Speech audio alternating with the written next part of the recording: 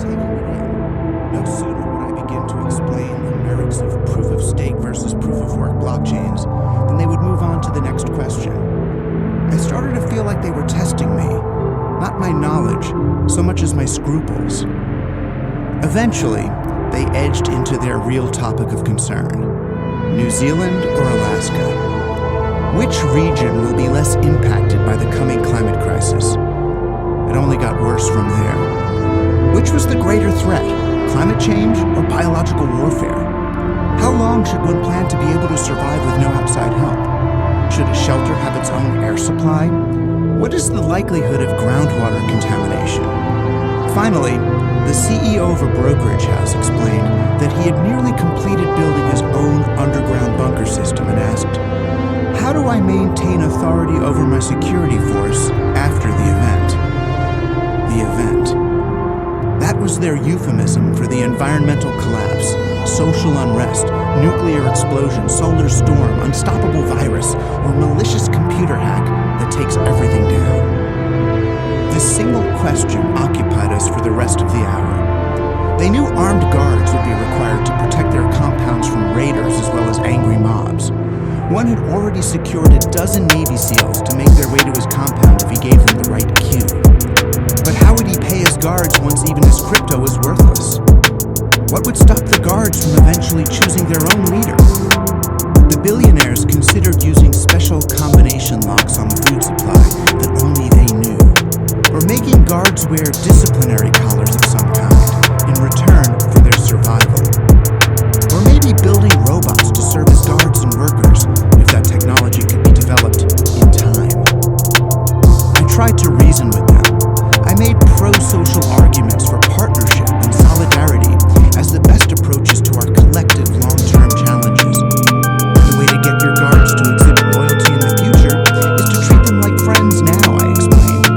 Don't just invest in ammo and electric fences, invest in people and relationships. They rolled their eyes at what must have sounded to them like hippie philosophy. So I cheekily suggested that the way to make sure your head of security doesn't slit your throat tomorrow is to pay for his daughter's bat mitzvah today. They laughed. At least they were getting their money's worth in entertainment. I could tell they were also a bit annoyed. I wasn't taking them seriously enough. But how could I? This was probably the wealthiest, most powerful group I had ever encountered. Yet here they were, asking a Marxist media theorist for advice on where and how to configure their doomsday bunkers. That's when it hit me. At least as far as these gentlemen were concerned, this was a talk about the future of technology. Taking their cue from Tesla founder Elon Musk colonizing Mars, Palantir's Peter Thiel reversing the aging process, or artificial intelligence developers Sam Altman and Ray Kurzweil uploading their minds into supercomputers, they were preparing for a digital future that had less to do with making the world a better place than it did with transcending the human condition altogether.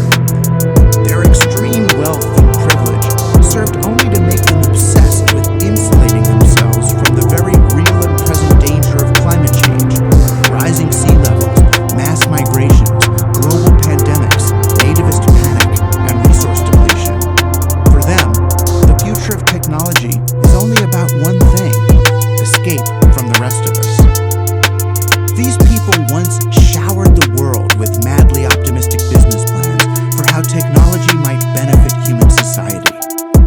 Now, they've reduced technological progress to a video game that one of them wins by finding the escape hatch. Will it be Bezos migrating to space, Thiel to his New Zealand compound, or Zuckerberg to his virtual metaverse? And these catastrophizing billionaires are the presumptive winners of the digital economy, the supposed champions of the survival of the fittest business landscape that's fueling most of this speculation to begin with.